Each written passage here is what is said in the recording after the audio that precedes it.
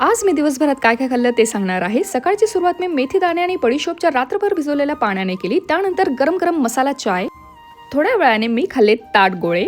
ताडगोळे म्हणजेच ice Apple. खूप रसाळ, थंड आणि शरीराला लगेच हायड्रेट करणारे. त्यांची मऊ जेलीसारखी टेक्स्चर आणि नैसर्गिक गोडचव शरीराचे पाणी टिकवून ठेवायला मदत करते.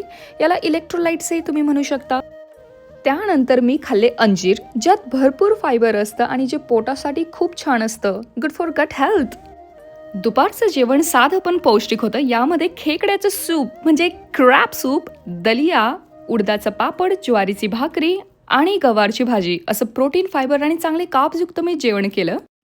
जेवणानंतर मी खाल्ले आंबट गोड कोकम, जे पचनास खूप उपयुक्त असतात.